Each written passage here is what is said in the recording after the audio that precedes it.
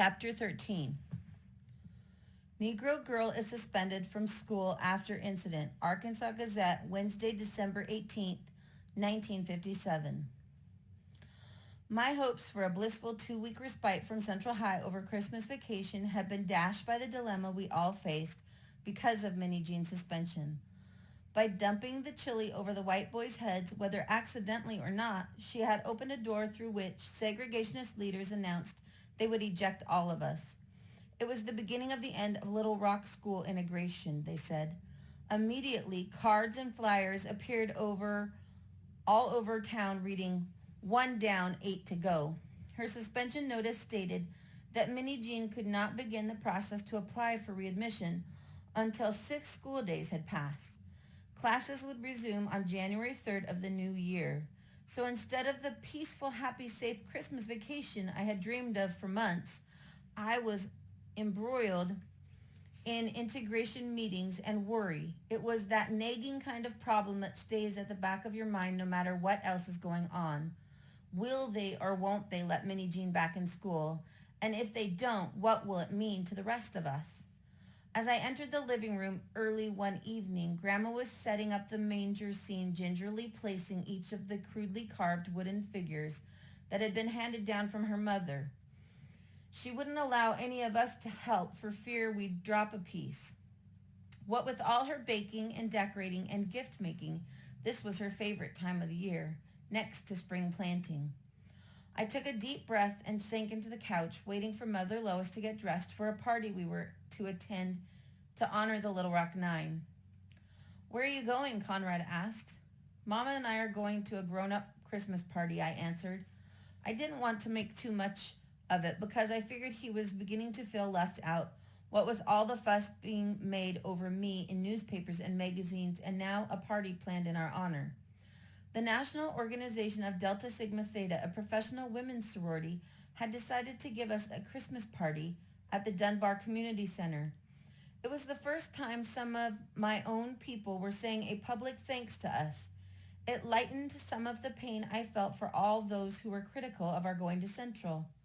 As I entered the community center, sorority women showing off their high fashion and high spirits greeted us as though we were very important.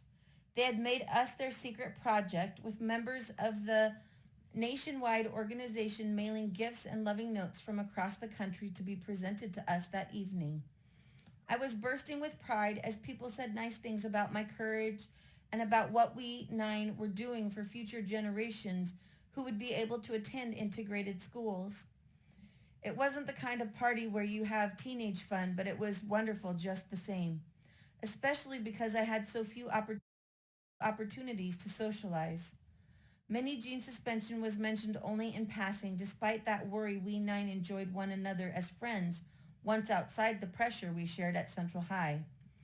We compared our gifts, of course. My favorite was a carved mahogany jewelry box.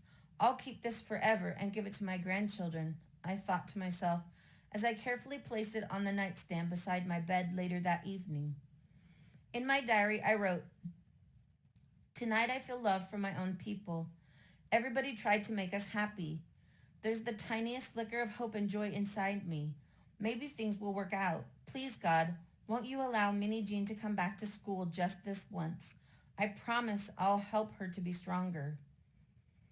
Christmas Eve was delightful as we sat sipping hot chocolate and wrapping gifts to place under the tree. Each of us traded a personal gift.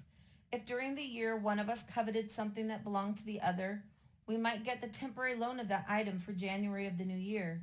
We especially looked forward to those gift notes in our stockings. For example, I was thinking about granting Conrad the privilege of using my stereo twice a day for 1 month, but I wasn't certain I could be that generous, so I wrote maybe on my note to him. Vince called to say he would come by on Christmas with Mother's permission. The thought of our being together near the tree on that special day, listening to carols, really sparked romantic daydreams. But as always, my daydreams were so much better than the reality of being with him because we now had very little in common. He still spent most of our time together questioning me about Central and teasing me about being a celebrity. Later that evening, Papa Will came by to bring his presents. I hadn't seen much of my father since the integration began, but this time he was in a good mood. He didn't bother to say, "I told you so," even though his awful predictions about integration causing trouble had for the most part come true. He was pleasant and genuinely concerned. The best part was the surprise he had hidden on the front porch, a brand new television set with a big screen. He had chosen a special small gift for each of us. The fact that he put lots of time and thought into the gift selection made me feel that despite the way he had behaved, maybe he really did love me. He and Mama looked at each other fondly for just an instant, and it felt as though we were a family again. I sometimes prayed they would get back together. At first, Conrad and I hoped against hope. As the years passed, we watched them grow apart in odd ways that made us sad. Rumors around church were that Papa even had a girlfriend now. But just for an instant, Conrad and I eyed each other, both thinking how nice it would be if he stayed. Maybe they would go with us to the family dinner and announce they were getting back together. But then Papa looked at his watch, cleared his throat, and off he went. Dear Diary, it's Christmas Eve and Papa's not coming home to stay. For 9 Christmases now I've prayed he would be with us. Maybe it's not going to happen. Could I please have a nice new stepfather? Thy will be done. By next Christmas, either I want things to be a lot better at Central or I want to be somewhere else. Please, God. Merry Christmas. Christmas dinner with the family was the biggest occasion of the year, a time when we spent the day catching up on family love and bloodline gossip, as Grandma called it. We were 27 laughing, chatting people. I had waited all year to see all the relatives who weren't at Thanksgiving. Even though all of them had definite opinions about my adventure at Central High, I had vowed not to talk about it. No matter what it took, I wanted to pretend life was normal again. I wanted the feeling of Christmas before integration.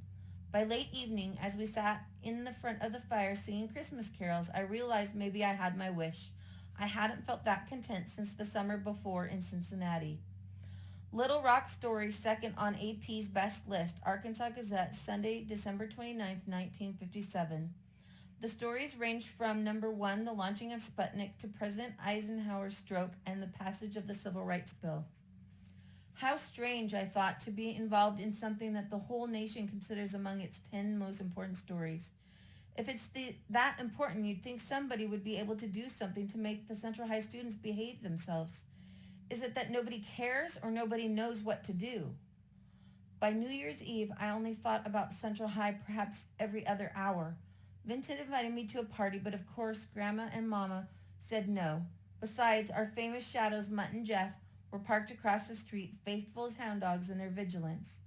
Although we discussed reporting them to the police, we knew full well that might bring on more trouble, so we simply lived with their being there, watching us. Mother didn't like my coming and going at night, even when the party was in my neighborhood. Only on rare occasion did any of us go out after dark. Once dusk came, we locked all the doors and windows and closed the curtains. So on New Year's Eve, I sat home completing my list of New Year's resolutions. Number 1, to do my best to stay alive until May 29th. 2, to pray daily for the strength not to fight back. 3, to keep faith and understand more of how Gandhi behaved when his life was really hard. 4, to behave in a way that pleases Mother and Grandma. 5, to maintain the best attitude I can at school. 6, to help Grandma India with her work. 7, to help Minnie Jean remain in school, to be a better friend to her.